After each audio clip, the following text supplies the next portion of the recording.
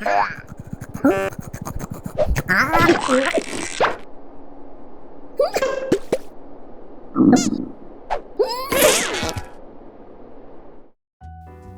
everybody, guten Tag, bonjour, how are you? It's me again.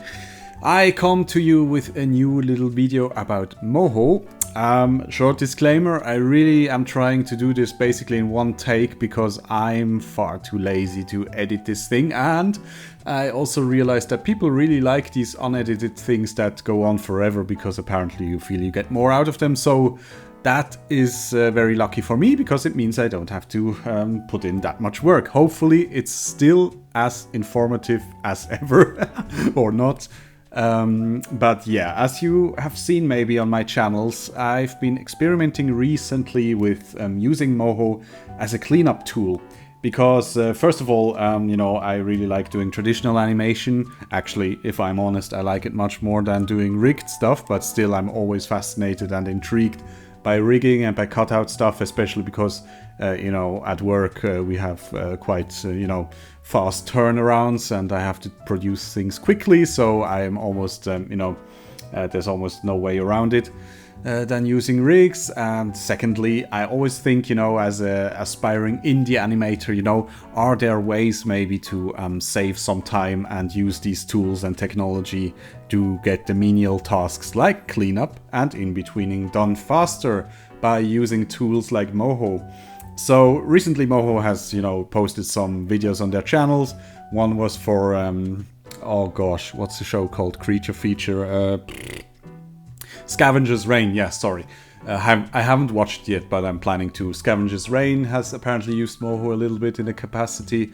And also Other Things, and that got me thinking that I should really give Moho an honest try in such a setting. And today, this is not so much a tutorial, this is really more like my findings as a first-time user, or not a first-time user, but as a first-time trying using Moho as a cleanup tool. And maybe we'll get right to it. So let me just back up for a second and really show you how we got here. So it all started like a couple of weeks ago, or maybe last week. I have no sense of time anymore because so much is going on at the moment. But anyways, recently I made this little rough animation because I was doodling around on my iPad. I really enjoy animating on the iPad lately. And I, you know, just doodled this girl pulling down a hoodie, basically. And, you know, I liked it. And then I thought, okay, let's go on and let's start cleaning it up. But then I thought, you know what, maybe this would be the perfect opportunity to try out this workflow in Moho and see if it actually works or not. So I went into Moho and, well, failed miserably. This is literally as far as I came. As you can see, not very far, and it looks absolutely horrible. It's just there's really not much to it, to be honest. It's kind of embarrassing, really, but it's just a simple rig. I don't really know what I was thinking I was doing here, but I thought maybe, you know, I looked at these videos that Moho posted and tried to dissect them and thought, you know, maybe, you know, some bones, maybe the head can be somewhat rigged, but I keep it all a bit loose, you know, nothing's really connected. Obviously these bandanas here, they can, not bandanas, whatever you call them, these strings here, they could have some bones in them, that's easy enough. And then I would roughly pose it with the bones and then just do tons of point animation. But this was so tedious, I just couldn't fathom that this was a good way to go about it. So now huge shout out to a guy called Darcy Woodbridge, who was also featured twice already on the Moho channel with stuff that he did where he cleaned up his traditional frame-by-frame animation in Moho. Now his animation is obviously much more sophisticated than my stuff, but I thought, well, if anybody knows how to go about this, then it's probably him.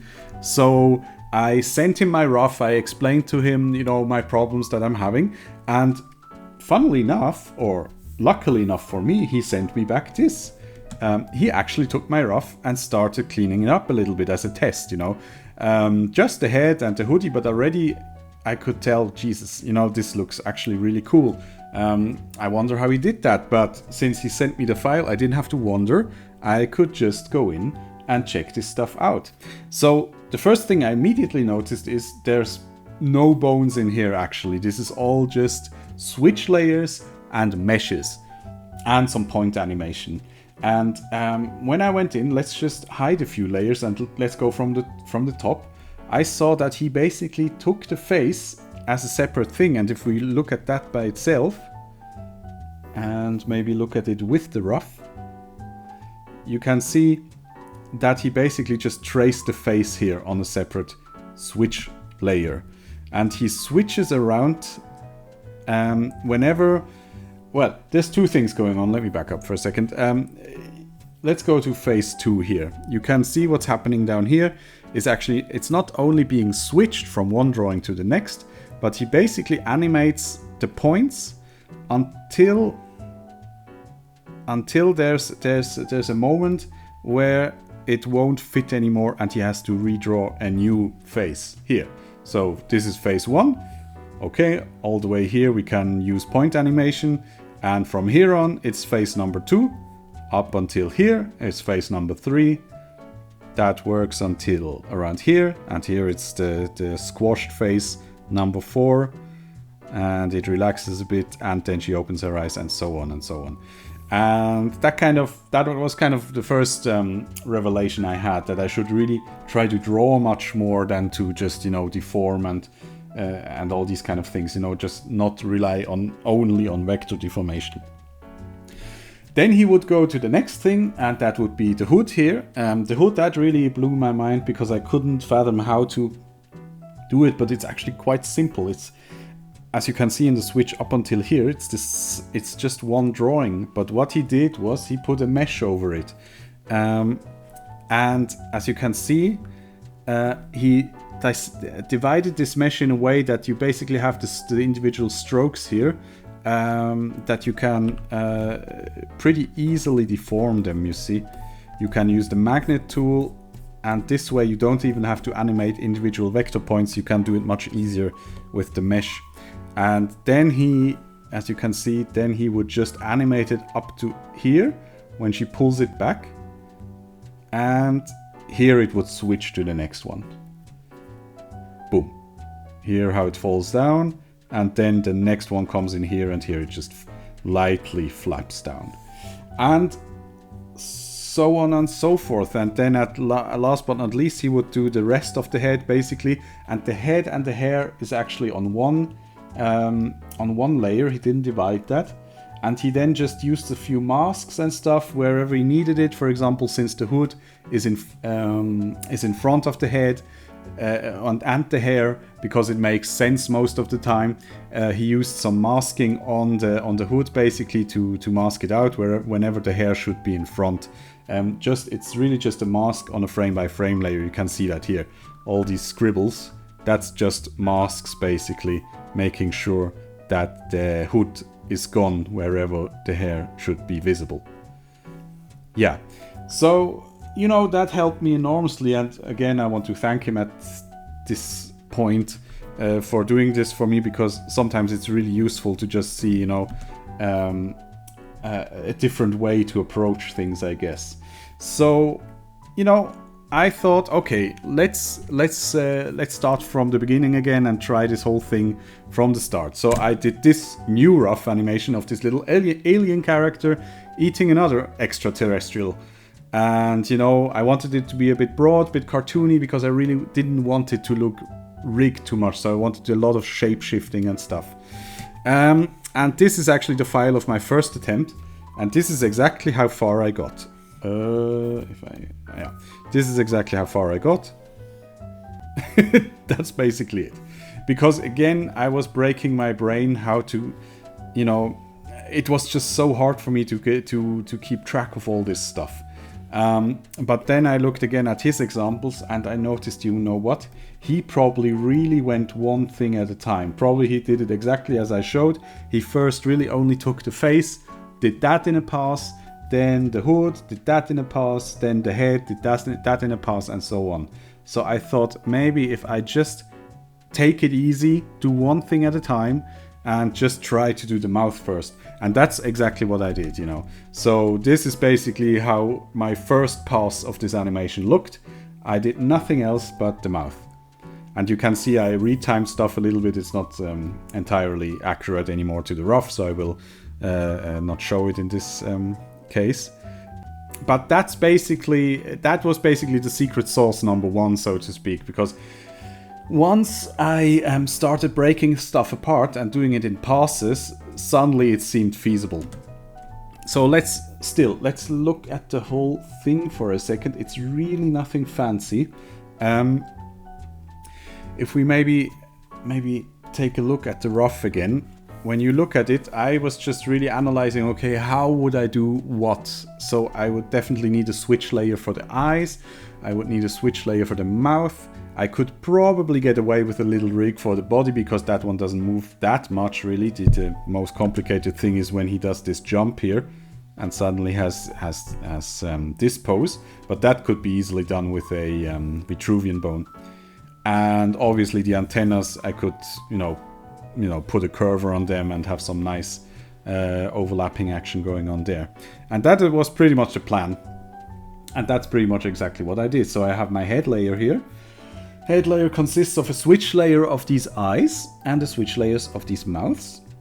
I have a separate skull layer that I basically just animated. If I hide it, you can see he doesn't really have an upper head.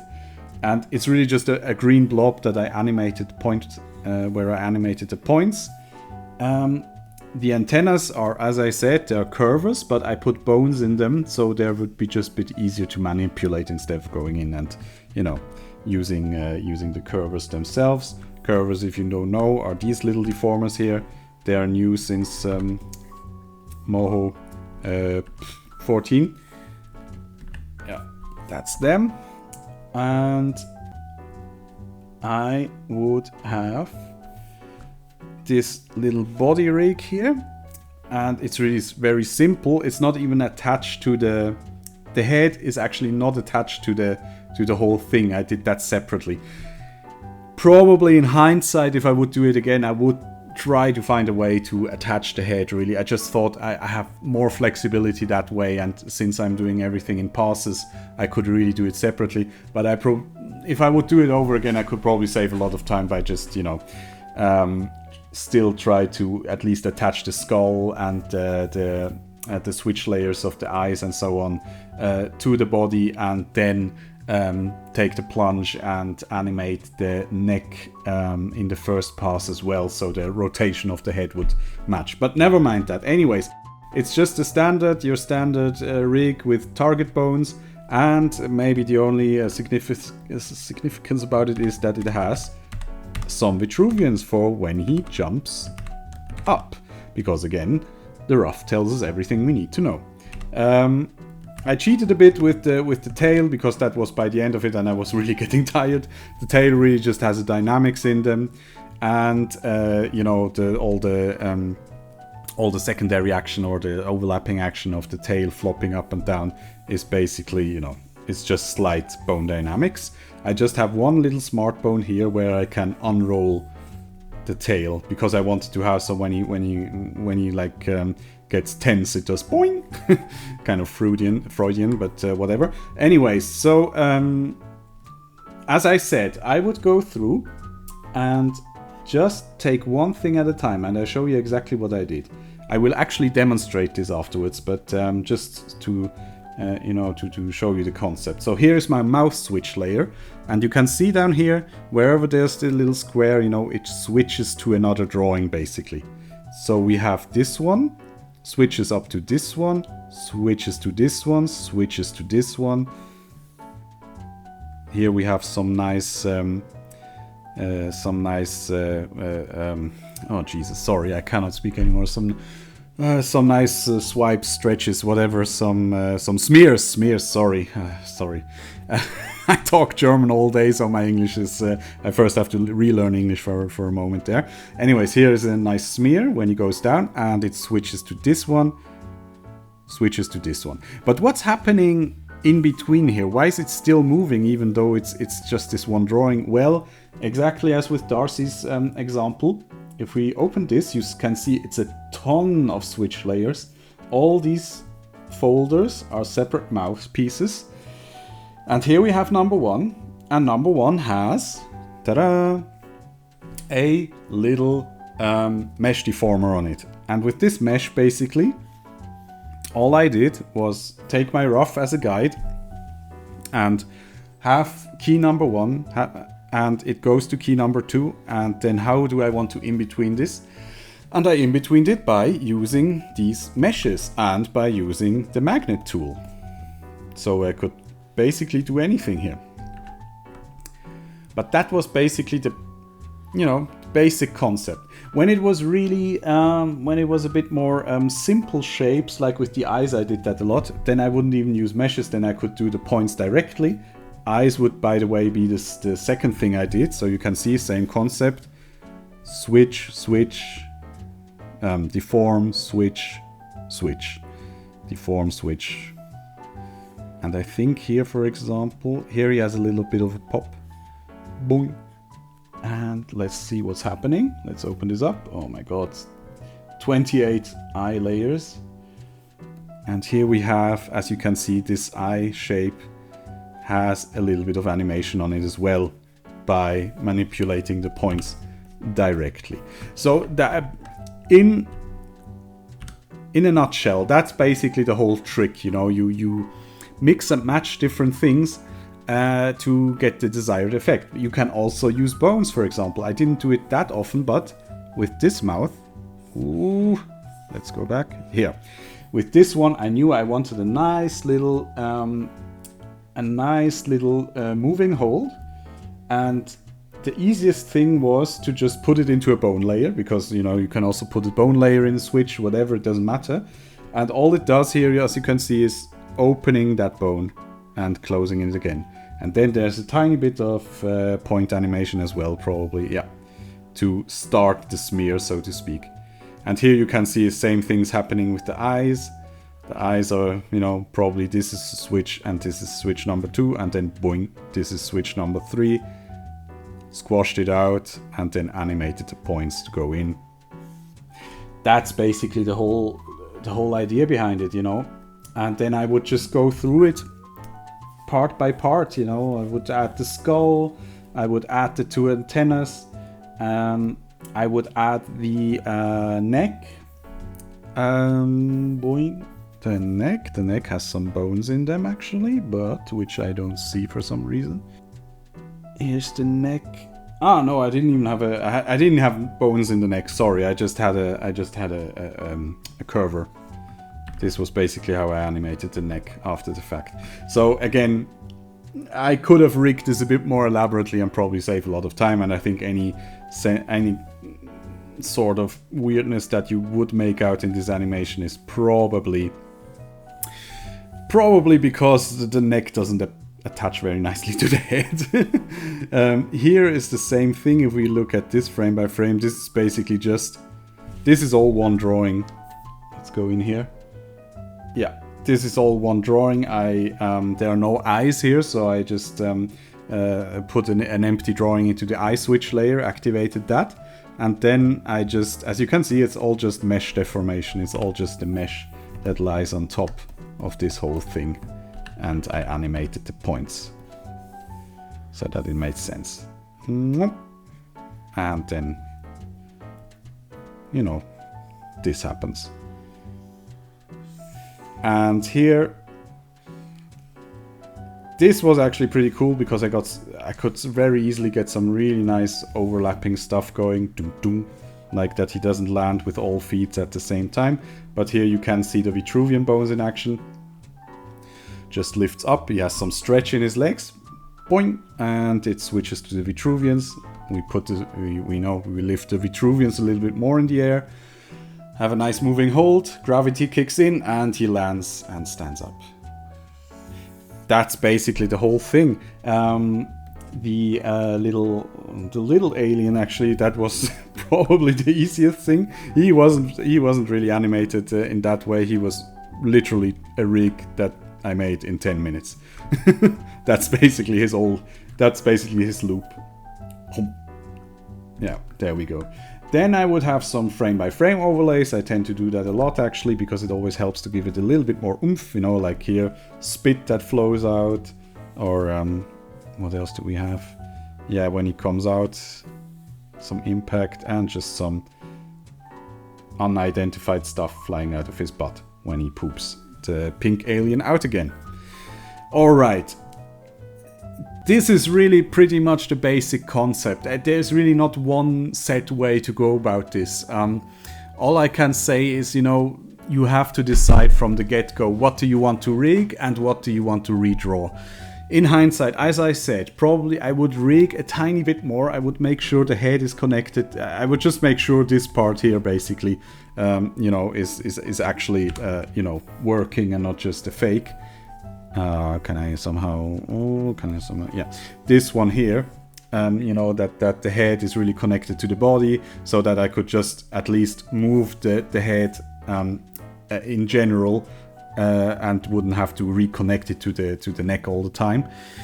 And I would maybe try to rig the eyes more with smart bones instead, because I realized after a while I was redrawing very similar eyes all the time, so I think I could have gotten away with some smart bones, because the only really weird eyes are these ones here, boing, and there I could have just switched to them.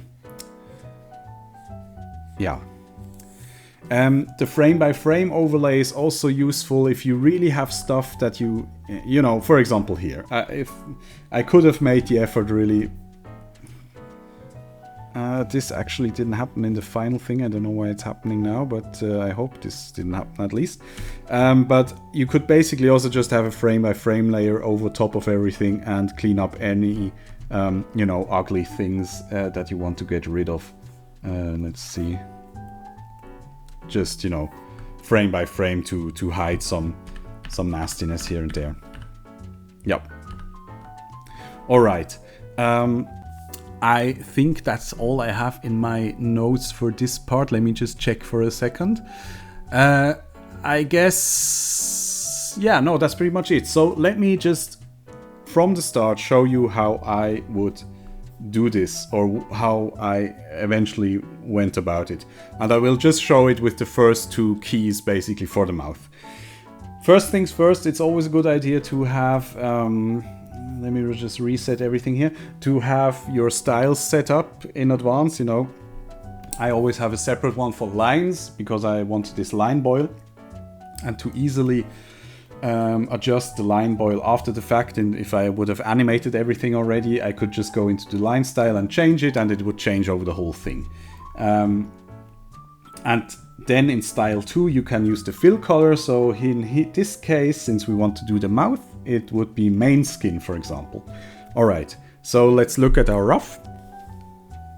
I usually put the rough on top of everything and put it, make it transparent.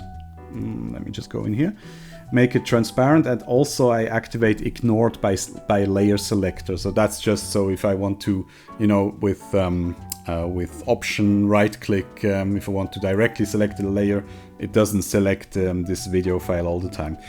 Another little learning, probably if you do it, I would suggest import your rough as an image sequence and retime it on the Moho timeline, because I'm somebody, I very often change my timing, you know, on the go. So since I only had a video file, in the end it really didn't match anymore, because I shoved around the timing a lot when I was cleaning it up, but that's beside the point. So let's do the first two mouth keys and I show you exactly how I went about it. Let's make a new vector layer and call it mouth 1. That's a pretty easy one. Alright, so now the dreaded freehand tool. So Moho is pretty non-standard, you know, when it comes to drawing. I mean, it's workable, it's doable, it's fine, but it just, you know, if you're coming from Toon Boom or anything and you're expecting you can just do this, okay, now I take the fill tool and then do this. Yeah, you can see what's happening, you know, it just does some weirdness here. So forget about the fill tool for the rest of your life, at least until maybe Moho one day does a bit more of a standard thing. With Darcy and others I've seen that use more illustrative styles. I also seen Victor Paredes demonstrate it like this. They basically just do a separate fill layer, and they have their lines on one layer, and then they would do a second layer, and then you know, do whatever, and fill it here, stuff like that. That's all fine and good, but if you do something more standard, you know, like I do here, like something really standard, cell shaded, whatever, my suggestion would be, or at least from what I've seen, the quickest way to do it is just to learn to draw with shapes instead of lines. Basically, you're drawing lines and fills at the same time. It takes a little bit of lateral thinking, but one gets used to it. So, which means we have our freehand tool, I have my line and my color set, and I have my auto stroke, and now I also want my auto fill. And what's happening now is this, when I draw, whoop, whoop, aha. Okay, that's more like it. So that means we can just turn with Command, Control, right click, I can turn my canvas.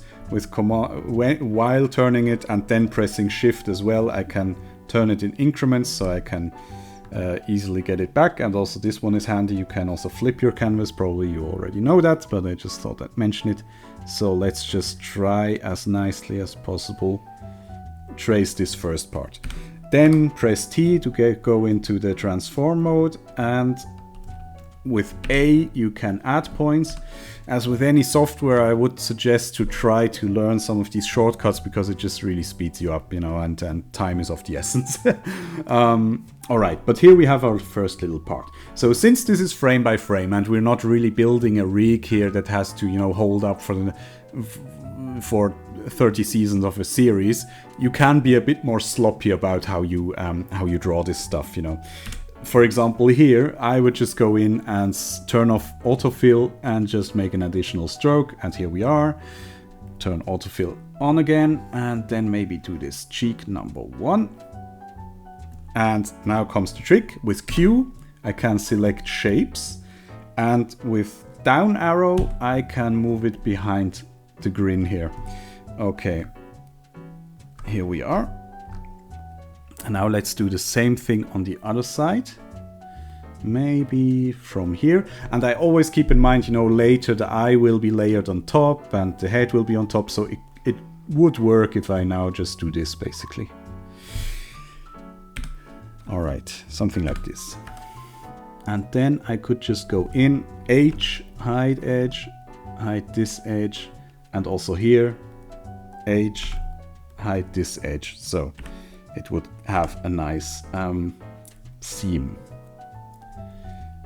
Q, move it to the back.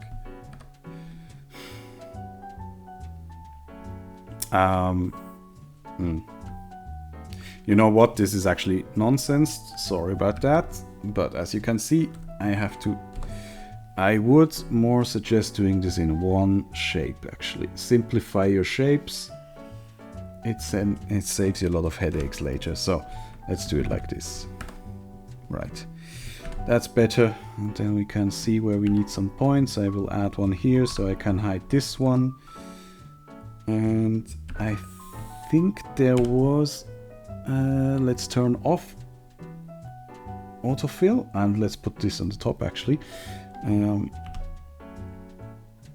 There we go. Alright, that doesn't look half bad. I think it's good enough for now. So now let's draw the teeth. I just change my fill color to my teeth and I do tooth number 1. Oops, and autofill on. Tooth number 1, tooth number 2. And again, select the shapes and move them down. There we are. Turn this on.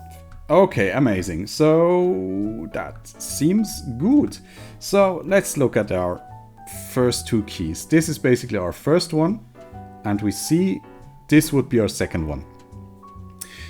From what I can tell, this would work. Now you have to be analytical about it, you know. So this would work with the same drawing pretty much, because it's basically the same thing, just squashed together. So I think we can get away with using the same one. So I will be on the vector layer, make a freeze the keys with Command Control F. Freeze the keys again around here, and then go to the next key, like here. And you could now, if you wanted, try to adjust all these points to look more like this. And you can see, you probably could get there after a while, but it's pretty much a hassle. So that's where meshes come in, and these are really easy to do. We go to frame 0, we group this, Command G, call it mouse actually, and then we group this one again and call it mouth 1. And while we're at it, we convert this into a switch. Right. Have that done as well. And now we add a new vector layer and we call it mouth 1 mesh. And here we now we can turn off auto stroke if you want. It doesn't really matter because it deletes any sort of style afterwards anyway. So now I just draw some general shape around here, how I think it would be good. Not too many points, not too few. That's, let's say that's fine for now. Then I go to draw, triangulate, 2D mesh. And now it already made a mesh out of it. You see? So it's much less points to deal with. Now all we have to do is tell this layer which one is its mesh. So we go double click on mouth 1, vectors, select warp layer, mouth 1 mesh. Oops. And you have to go to frame 1 to see it happening. And as you can see, now it's far easier to deform this thing. Now you can make this as detailed or as simple as you want. The simpler the better usually, but I think what you can try sometimes is maybe try to separate some elements. You know, for example here I'm going to try to just, you know, make a little separation between the closed mouth and the chin. So just so we have a little bit more room to play with. With X you can get to the magnet tool, it's over here, and if you hold down Alt or Option you can open or make it bigger or smaller. Alright, anyways, so that looks good. Okay, that means, let's try again. This would be our second key. Okay, let's make a Command F here and a Command F here. And now let's make our magnet really big, start broad and go to the details later. And as you can see, it works surprisingly well and fast. And the thing is, and you see you can even connect these things again a little bit, and since we did this extra line we have a little bit more room to play with here. And the thing is, if you are really perfectionistic about things and you really need to get things even closer, you can still go in and make a key here. Oops, make a key here and make a key here on the mouth layer itself, and still adjust the vector points individually, you see? So you can get as detailed as you want, you know, but the mesh really helps you to get to the broad strokes faster. Maybe I would need a little bit of more definition here actually, but I think for now we will just call this good enough. But as you can see, I probably could use some strokes here just to get that upper part of the nose. Yeah. Okay, sorry, gotta do it again now. Just so I can put that upper part of the nose a little bit closer to where it's supposed to be. But you see, even though I have to do it again, it still goes relatively fast. I'm going a little bit faster than I would now because I don't want this to take too long, and I think by now you're getting the picture. Alright. So let's say for now this is somewhat good. Well, let's just say this is good for now. Oh, whoops. So, pop. And now we have our little. And you can play around with the timing here. You can also do what I always do, make a keyframe here close to the second key, put it on the front, or the other way around.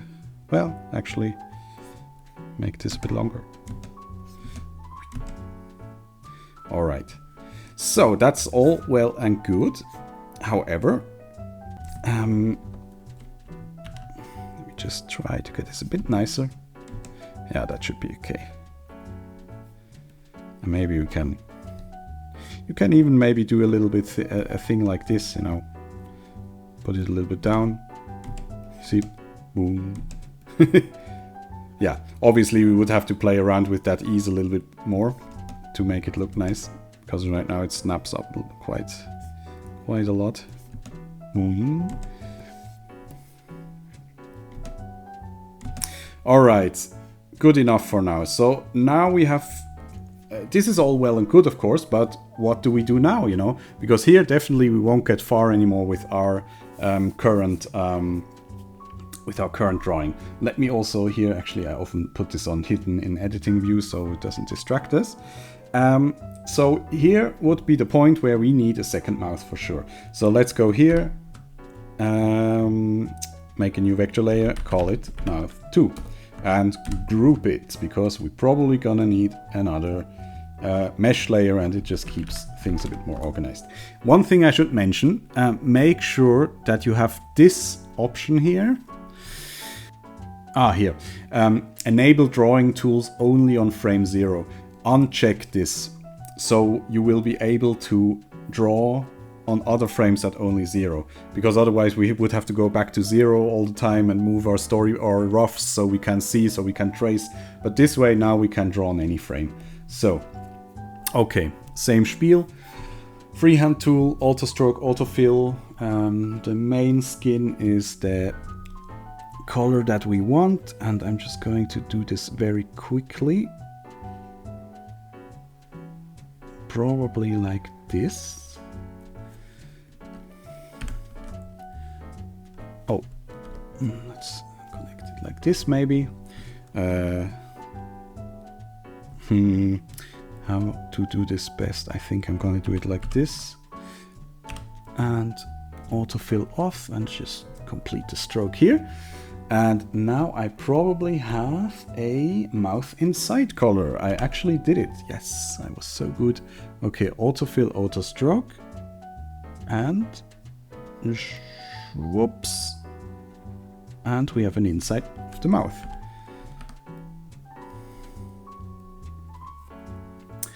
And a tongue. Tongue. Yeah, here.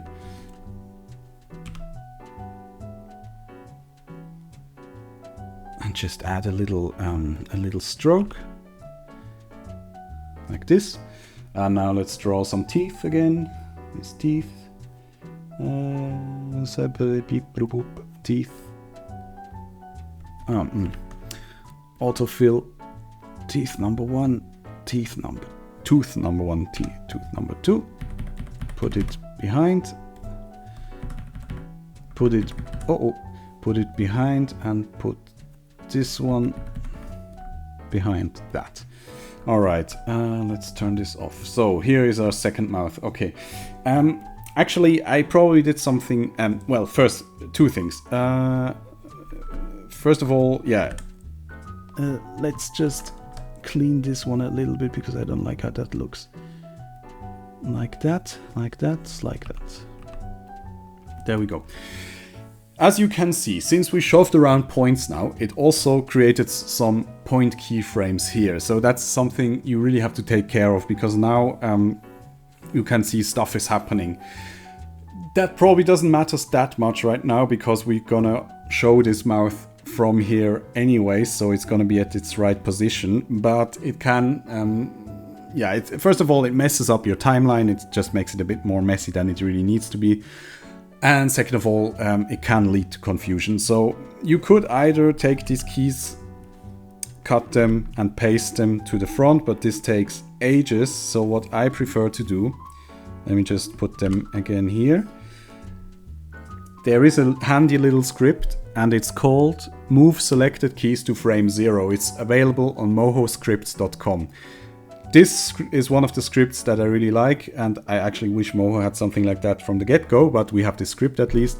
With this, I just have to select these keyframes, press it, and the stuff is all in 0, so that's the standard how it will look now.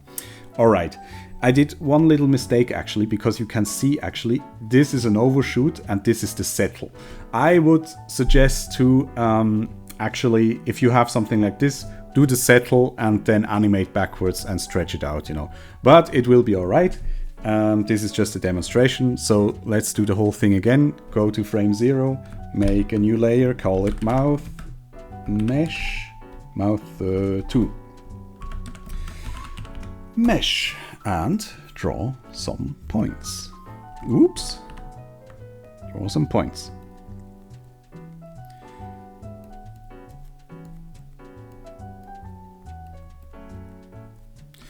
There we go. This is a bit close here. This should be fine. Maybe I take it a little bit further away here.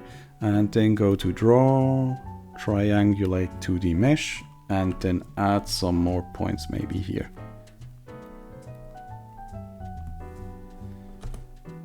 All right. And then put it on hidden in editing view, and mouth number 2, vectors, select warp layer, mouth 2 mesh. All right. And yeah, let's actually take this settle. Well, first of all, let's just check. Okay, as you can see, right now we also have to make sure that really at the beginning it has the mouth 1. Mouth 1 has its animation, and you can see it switches to mouth 2. And mouth 2 has a little settle here. So, how I would do it now is basically we need to have a transition from this mouth, a little bit of transition from this mouth to this mouth. Since it's a pretty fast motion here, because he really snaps up, you know, and his mouth then settles, we only need a tiny bit of ease in from this position. So we can, maybe, I already, you know, play around with the timing now, but I'll take the mouth number 1 mesh again and just activate the onion skin, and with the onion skin make sure the selected layer only is off, so I can see the next one. You can have it as outlines, you can have it as this, it doesn't really matter. I like to have it as outlines sometimes. Now this is something else that's a bit weird about Moho. For some reason it gets quite laggy if you have onion skins across layers. That's a bit annoying, but it's still workable. Okay, let's make our magnet a bit smaller and just move this one up ever so slightly towards the next one. Doesn't have to be much. It's really just... All right.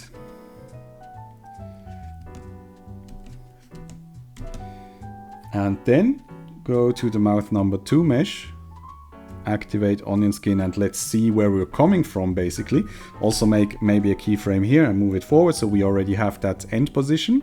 I'm again on the mouth number 2 mesh. Now I can make it really, really big and just move the whole thing down like that. And this can be much faster. Then we have the overshoot, and then we have to settle into this keyframe here. So you can move it all down. Oh, lost the tooth. Here he is. This, and close the lower jaw a little bit like that. And now let's watch the whole thing. You see? It works surprisingly well, and with a bit more work it would even look better. Yeah, this one looks a bit... that one looks a bit bad, but I think you get the point. That's basically all I did with the whole thing, without feeling watched, so I could take my sweet time. And just merged it from one layer to the next, basically. You know, move points around, move bones around, move meshes around. I hope that kind of demonstrated to you basically it's not a rocket science, you know, it's really just using Moho's tools that are pretty easy to learn in different ways or in creative ways. So let me get to the end of it. The question now is cleanup in Moho faster?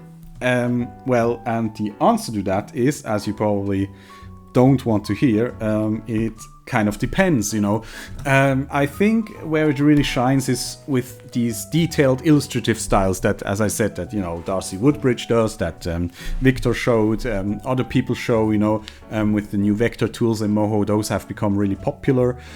I think with that it really, you know, because redrawing that every frame would, every drawing would be pretty much, quite a hassle. So there it really shines, you know, going the Moho route.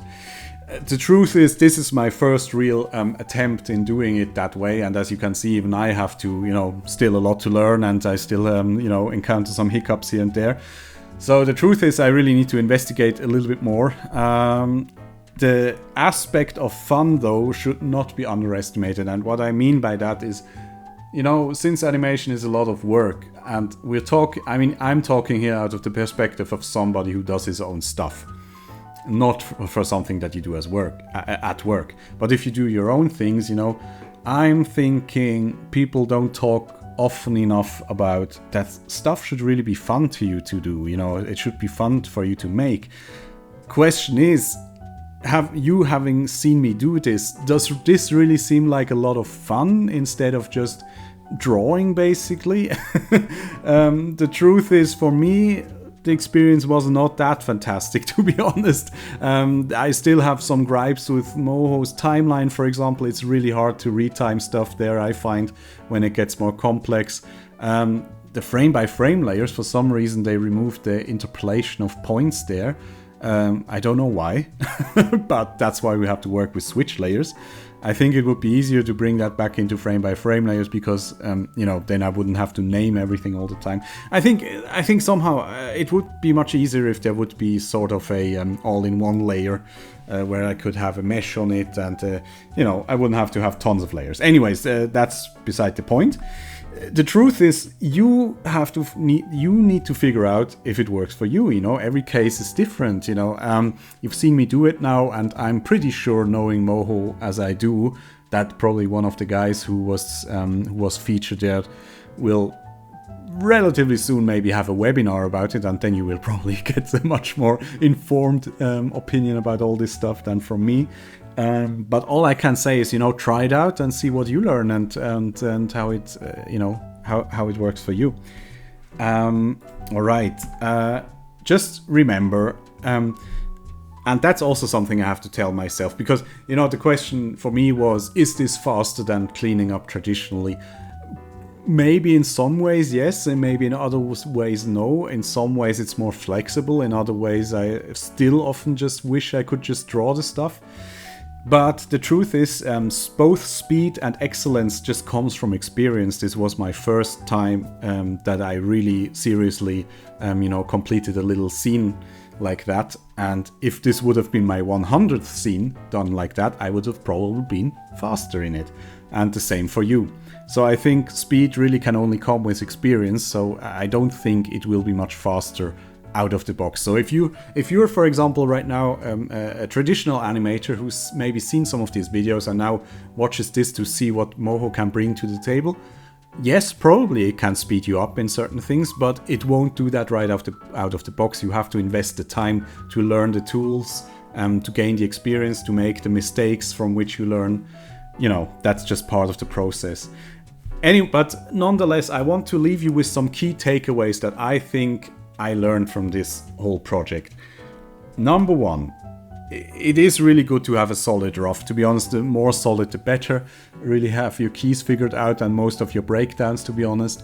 You don't want to, with the Moho vector stuff, you really basically only want to be cleaning up and tracing. You don't want to fix proportion issues or anything like that. So the more solid your rough, it doesn't have to be super clean lines or anything, but just the stuff has to be figured out, you know. Number 2, really think in advance, you know, what's worth to rig and what is worth to draw. What gets you to the finishing line faster in which part, you know. Again, looking back, sometimes, you know, your tip might be wrong. I think, again, that's something that comes with experience. But a lot of the time it's probably fast to redraw stuff. That was my first mistake of this first little thing I showed, you know, where I thought, oh, I just draw it once and then I can squish and squash it into any sort of key that I want. And then I saw how Darcy did it, and he basically just drew 5 faces, and therefore it worked. So yeah, that's really something you have to gain the experience and be analytical about.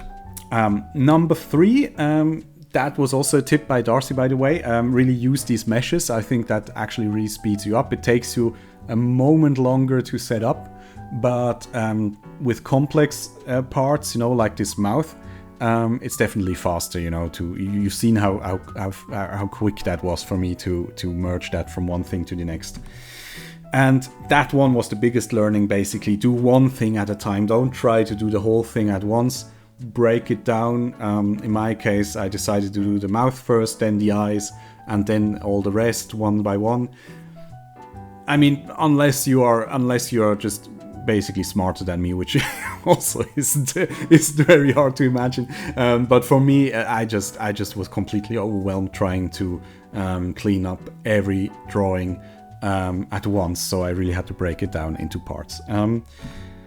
And that's basically it. I really hope this was informative for you. Sorry for rambling. Sorry from some slight technical hiccups. I hope you forgive me for that.